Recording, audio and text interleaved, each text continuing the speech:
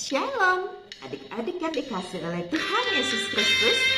Sadarkah kamu dan kita semua bahwa Tuhan senantiasa memimpin setiap langkah hidup kita. Oh Tuhan, pimpinlah langkahku, ku tak berani jalan sendiri.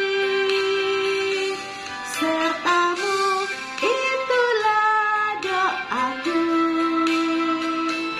ajarku merendahkan diri, menurut firman-Mu setiap hari. Jadikan pelita dalam gelap, mencari domba yang sesat. Itulah kerinduan jiwaku.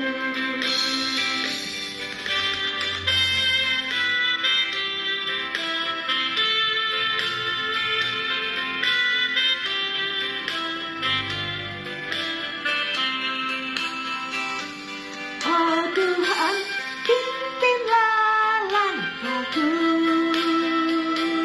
ku tak berani jalan sendiri. Sertamu itulah doaku, ajarku merendahkan diri, menurut firman-Mu setiap hari.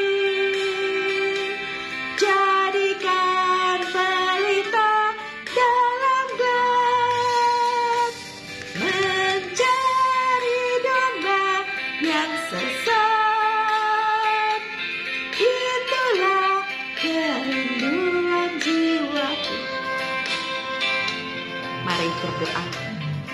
Bapa, seperti pujian kami tahu bahwa setiap langkah hidup kami Kau yang pimpin. Karena itu kami membutuhkan firman Tuhan sebagai pedoman di dalam hidup kami. Berbicaralah Bapa, karena kami siap menjadi pelaku firman. Di dalam nama Tuhan Yesus kami berdoa. Amin. Pertolongan Tuhan tidak terduga.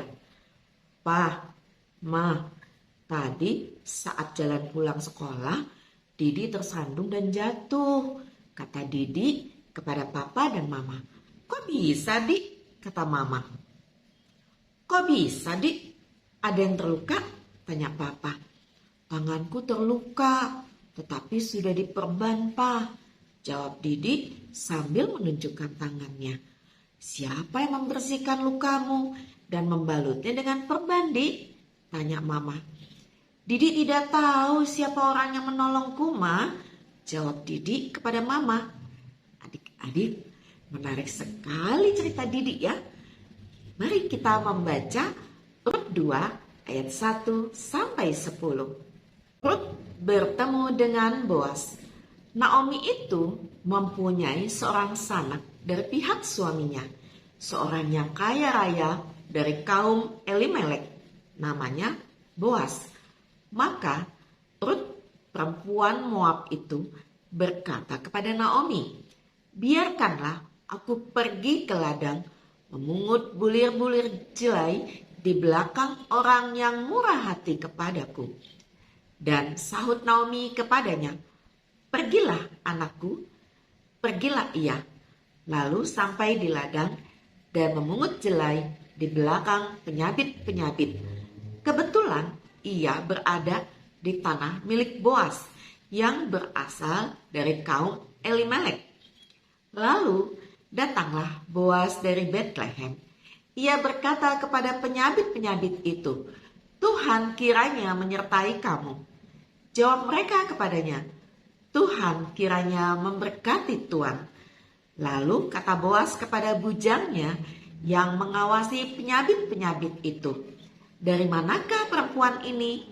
Bujang yang mengawasi penyabit-penyabit itu menjawab, ia adalah seorang perempuan Moab. Ia pulang bersama-sama dengan Naomi dari daerah Moab. Tadi ia berkata, Izinkanlah kiranya aku memungut dan mengumpulkan jelai dari antara berkas-berkas jelai ini di belakang penyabit-penyabit. Begitulah ia datang dan terus sibuk dari pagi sampai sekarang. Dan seketika pun ia tidak berhenti. Sesudah itu berkatalah Boas kepada Rut, "Dengarlah dahulu anakku, tidak usah engkau pergi memungut jelai ke ladang lain, dan tidak usah juga engkau pergi dari sini. Tetapi tetaplah dekat pengerja-pengerjaku perempuan. Lihat saja ke ladang yang sedang disabit orang itu. Ikutilah perempuan-perempuan itu dari belakang. Sebab aku telah memesankan kepada pengerja-pengerja lelaki, jangan mengganggu engkau. Jika engkau haus, pergilah ke tempayan-tempayan dan minumlah air yang dicedok oleh pengerja-pengerja itu." Lalu sujudlah Rut menyembah dengan mukanya sampai ke tanah dan berkata kepadanya, "Mengapakah aku mendapat belas kasihan daripadamu sehingga Tuhan memperhatikan aku, padahal aku ini seorang asing?" Pertolongan Tuhan tidak pernah terduga. Tuhan bisa memakai siapa saja untuk menolong kita saat mengalami kesulitan. Begitu juga yang dialami Rut. Ia ditolong oleh Boas, padahal Rut adalah seorang asing bagi Boas. Boas membiarkan Rut mengambil jelai dari ladangnya. Bahkan ia menyuruh Rut untuk mengambil minum jika haus. Adik-adik, melalui teks Alkitab hari ini, kita tahu bahwa Tuhan menolong kita, bahkan dengan cara yang tidak terduga. Tuhan tidak membiarkan kita. Ia tetap dan terus menjaga kita. Mari berdoa. Tuhan Yesus, terima kasih karena Engkau senantiasa menjaga dan memelihara kami, sehingga kami tidak khawatir di dalam hidup ini. Terima kasih Bapa. Di dalam nama Tuhan Yesus kami berdoa. Amin. Seperti Boas yang menolong Rut, pasti karena Allah.